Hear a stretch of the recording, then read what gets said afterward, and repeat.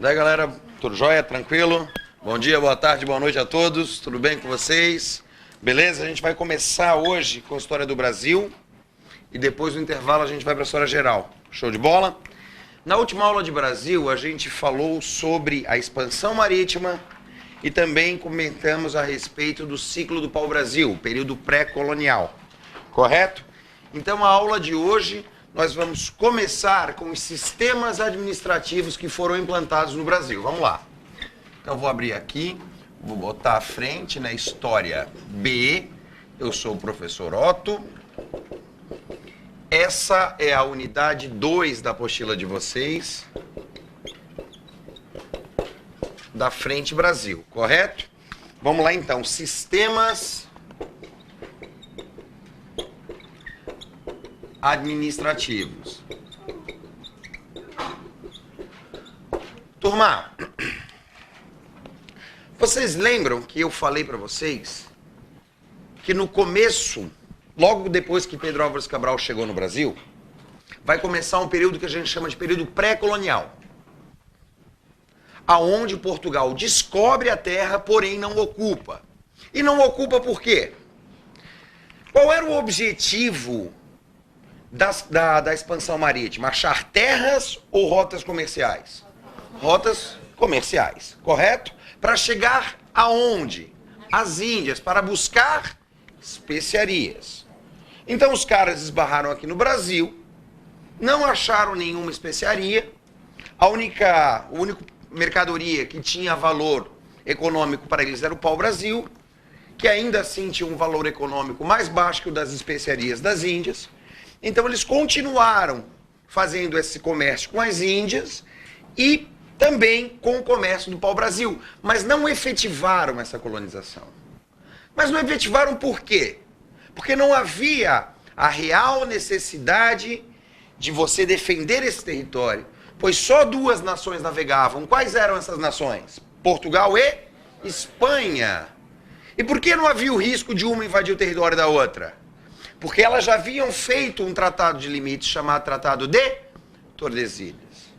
Acontece que nesse intervalo, entre 1500 e 1530, a França, a Inglaterra e a Holanda também fizeram o seu movimento de expansão marítima. E começaram a invadir essas terras, as terras da América, pertencentes a Portugal e a Espanha. Então era necessário ocupar para não perder a posse dessa terra. A colonização fez-se necessário para manter esse domínio português na terra. Tudo bem até aqui, galera? Entenderam isso? Só que nós temos um problema. Portugal inaugurou o século XVI como a nação mais rica do mundo. Em 1501, Portugal era a nação mais rica do mundo. Em 1530, ela já estava falida. Certo? Por que isso? Por um detalhe bastante peculiar. Portugal expulsou, nesse período, todos os judeus de dentro do seu território. E os judeus eram quem controlavam o grupo mercantil português.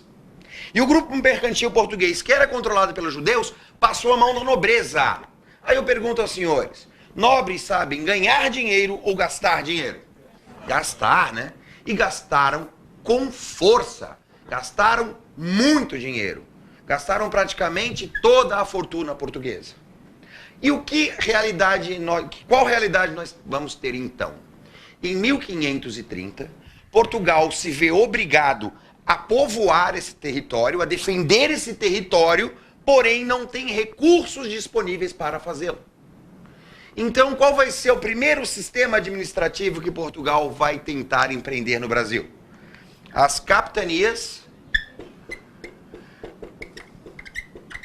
hereditárias.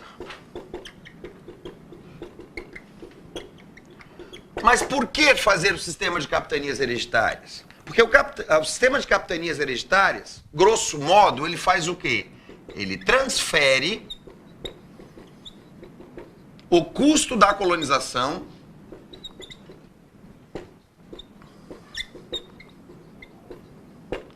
para a iniciativa privada.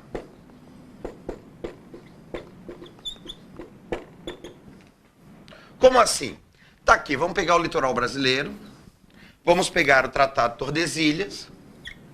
O que foi, então, esse sistema de capitanias hereditárias? Portugal dividiu o território brasileiro em 15 lotes e doou esse lote a 12 donatários.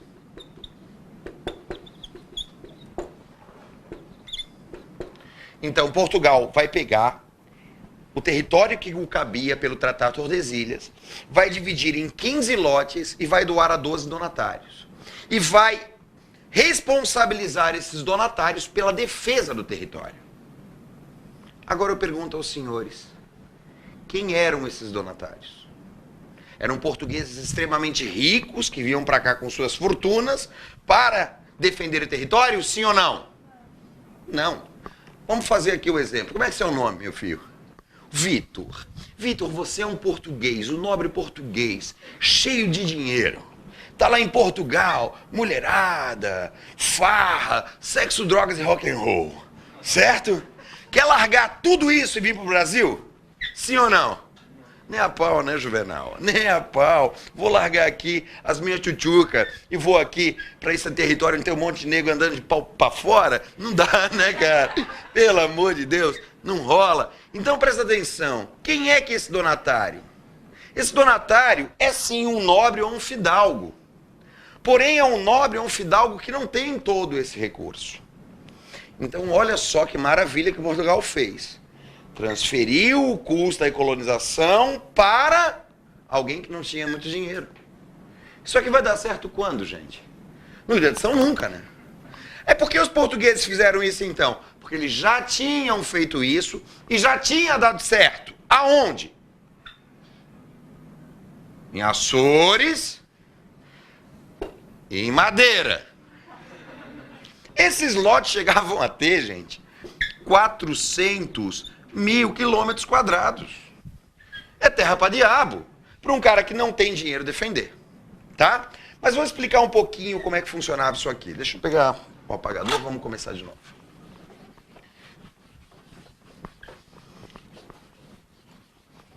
Gurizada, presta atenção. Quais eram os documentos oficiais dessa capitania?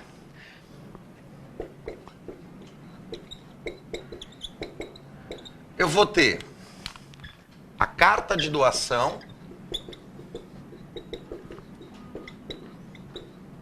e os forais. O que esses documentos diziam?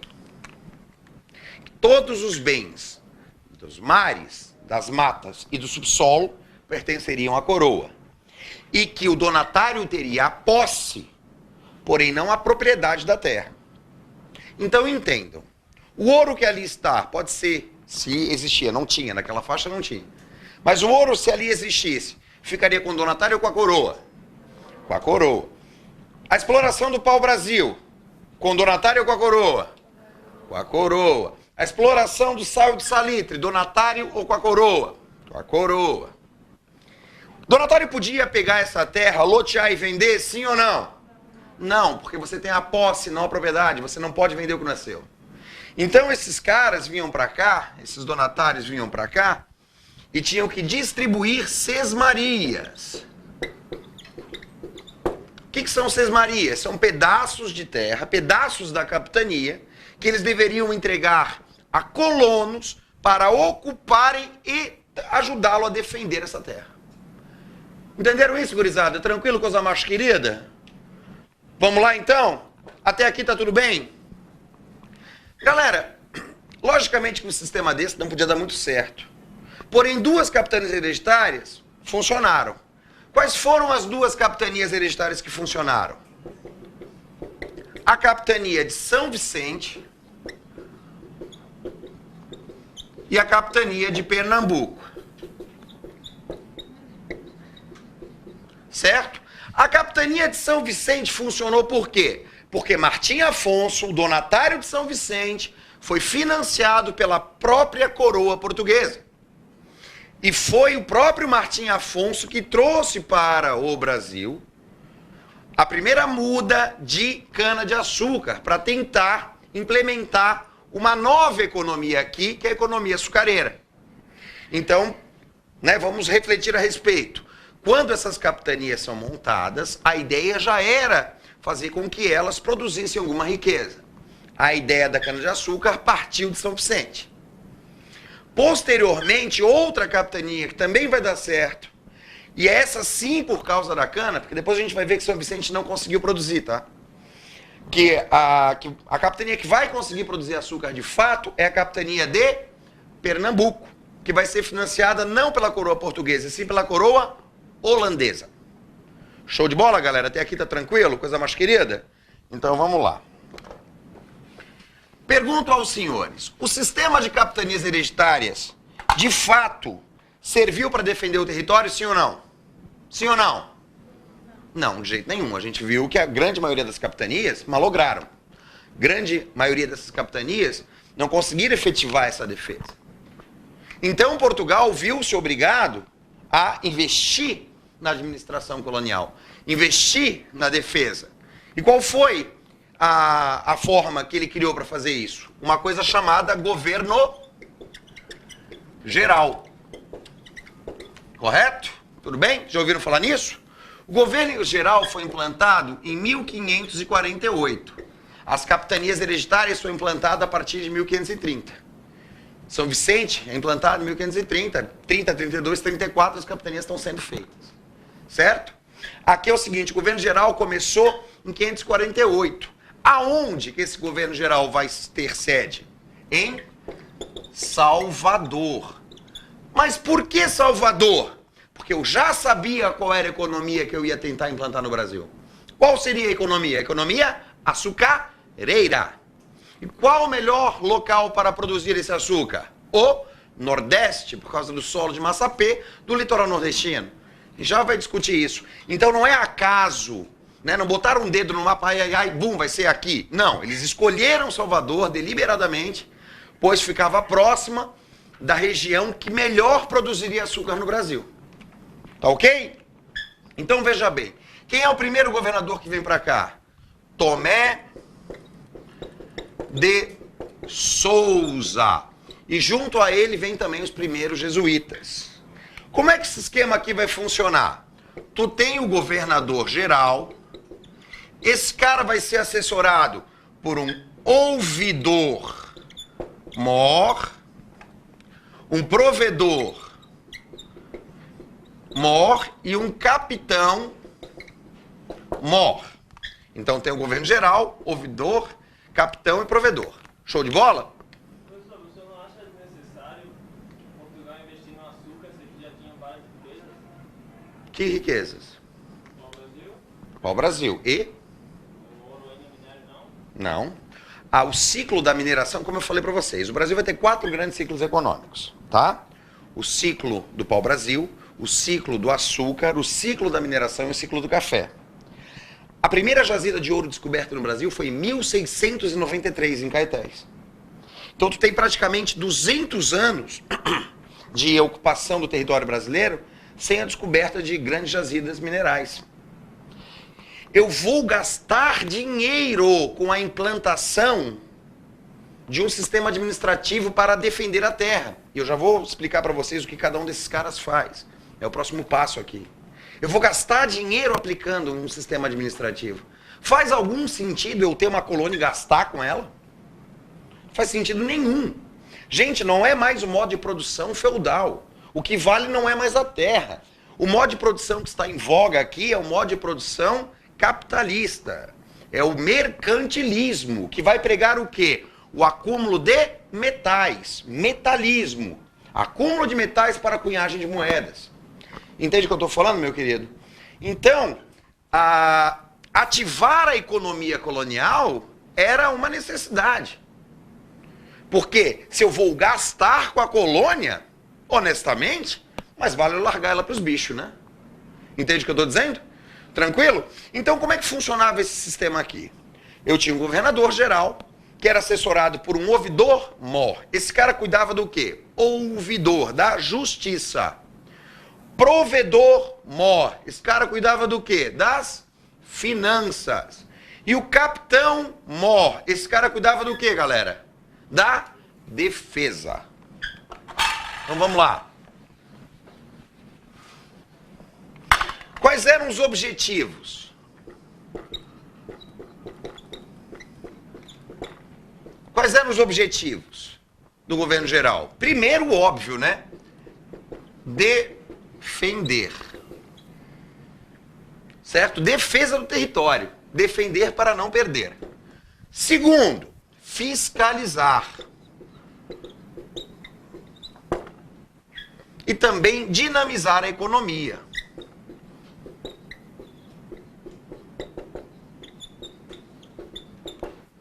Pronto, até aqui tá tudo lindo, né, galera? Eu quero implantar um governo geral, eu venho, eu implanto, coisa mais querida. Só que tem um problema. Extrair pau-brasil demanda recursos, demanda capital? Eu preciso investir na extração do pau-brasil, sim ou não? Não.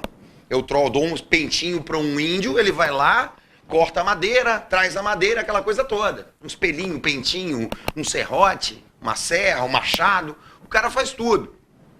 Só que para a produção açucareira, não é assim que a banda vai tocar. Então, olha só, Portugal criou o governo geral em Salvador, pensando em produzir o açúcar. Então vamos entrar aqui, vamos começar a falar um pouco do ciclo do açúcar.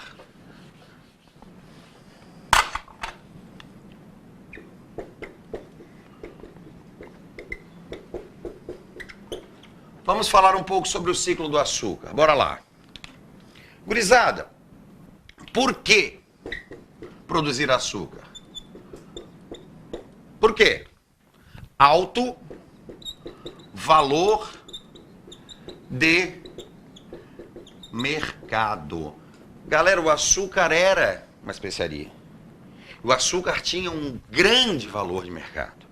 Certo? O açúcar era usado como dote de casamento, cara.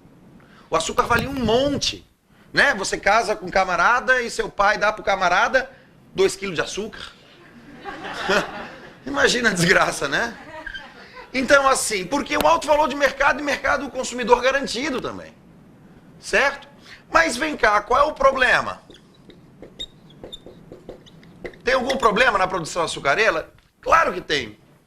O alto custo de instalação. Galera, olha só, eu preciso de mão de obra e eu preciso do próprio engenho. Isso é caro. Pergunta aos senhores, a mão de obra escrava indígena funcionou bem na colônia Brasil? Não. Então esse cara aqui, essa mão de obra é o quê? A mão de obra escrava africana.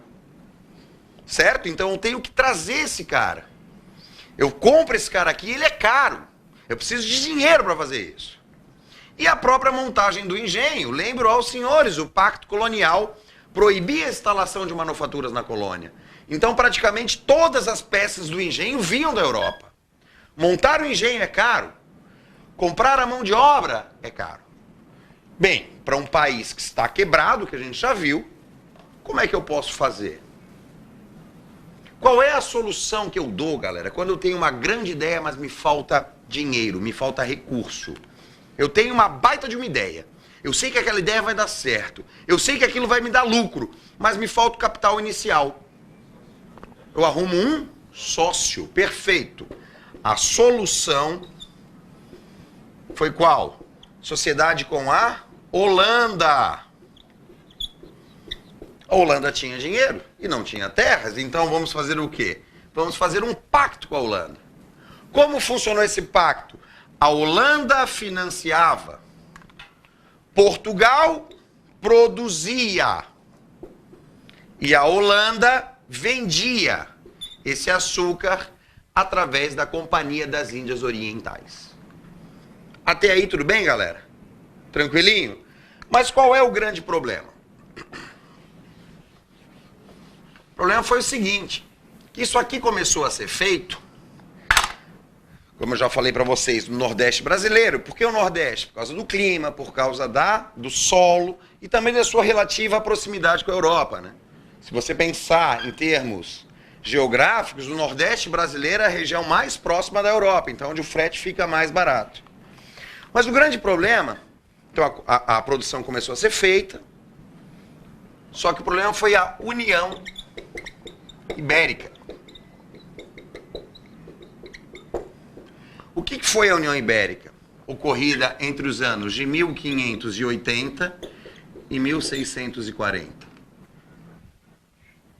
O que foi a União Ibérica? Foi a união das coroas portuguesas e espanhola nas mãos do rei da Espanha, que se chamava Felipe II. O que aconteceu aqui foi o seguinte: Dom Sebastião, rei de Portugal, morreu em 1578 sem deixar herdeiros. Quem assumiu o trono foi o seu tio-avô, o cardeal Dom Henrique, que morreu 2 anos depois, também sem deixar herdeiros. Se procurou quem seria o parente de Dom Sebastião mais próximo e se chegou a seu primo, o sobrinho de Dom João III, que se chamava Felipe II, que ao mesmo tempo que era primo de Dom Sebastião, era rei da Espanha. Entenderam o que eu estou dizendo? Então esse cara aqui era o rei da Espanha. E qual foi o grande problema? O problema foi o seguinte, que esse cara decretou uma coisa chamada bloqueio comercial. A quem? A Inglaterra, a França e adivinha mais quem? E a Holanda. Países que sistematicamente invadiam os territórios americanos pertencentes à Espanha. Entenderam isso aqui, gurizada? Então você imagina a situação da Holanda.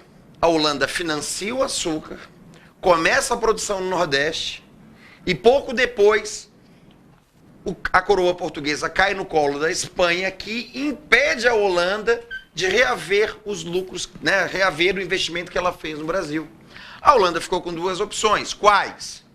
Ou leva o prejuízo ou invade o Brasil. Então a gente tem aqui a invasão holandesa. Vamos lá.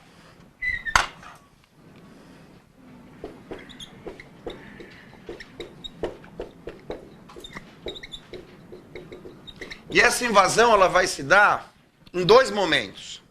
Tu vai ter a primeira invasão, que vai ocorrer em Salvador, entre os anos de 1624 e 1625. Galera, Salvador era o quê? Era só a capital da colônia. Os caras ficaram tão indignados, os espanhóis ficaram tão indignados com isso aqui, que mandaram a maior esquadra de guerra que até então havia atravessado o Atlântico para vir aqui e expulsar esses holandeses. Então deram uma camaçada de pau nos cornos aqui nos holandeses e expulsaram os caras daqui. Só que eles são holandeses, né? Então eles não desistem nunca. Eles voltaram. Invasão, segunda invasão. Agora já no Pernambuco. Uma invasão, um domínio holandês muito maior, que foi dos anos de 1630 a 1654. Show de bola? E aqui a gente divide em 3 fases. A primeira fase eu chamo de conquista, aonde ocorreram as guerras todas. Isso vai de 30 a 35, aonde ocorreram as guerras, onde a Holanda conseguiu se estabelecer aqui. Mas ao mesmo tempo que aconteceram essas guerras, aconteceu o quê? A desestruturação dos engenhos, porque os escravos fugiram, os engenhos queimaram, aquela coisa toda. Então eu vou ter a segunda fase, que a gente vai chamar de acomodação. O que é essa acomodação? Quais as características dela? É o período onde vai vir para cá um cara chamado Maurício de Nassau, que vai fazer uma série de acordos com os produtores de açúcar do Brasil e vai dar o apogeu da produção açucareira no Brasil. né, ele vai financiar a reconstrução desses engenhos, e a partir dessa reconstrução dos engenhos, vai ter uma grande produção açucareira no Brasil. Então, entre 1635 e 45, a gente vai ter aqui o pico de produção açucareira, tá? E por fim, a terceira fase, que nós chamamos de expulsão. Findada a União Ibérica, Dom João IV, o rei português que assumiu depois de Filipe IV, foi Filipe II, Filipe III e Filipe IV. Esses três Filipes governaram o Brasil, governaram a Portugal como reis da Espanha. Entenderam o que eu estou falando? Em 1580 era Filipe II. Aqui, nesse final das contas, já é Filipe IV. Tá certo? Então essa expulsão, galera, sabe o que ela significou para o Brasil? O fim do ciclo do açúcar. Por quê? Porque esses holandeses foram expulsos, o Brasil começou a ter uma concorrência com a produção holandesa nas Antilhas, e na Europa começou a produção de açúcar de beterraba. Então o que vai rolar? Findado o ciclo do açúcar, o Brasil precisava achar uma outra forma de sustentar Portugal. E agora sim, meu querido, vão começar as entradas em bandeiras em busca de minérios, que é o tema da nossa próxima aula. Tá joia? Um abraço para vocês, a gente fica por aqui com a história do Brasil e volta daqui a pouquinho.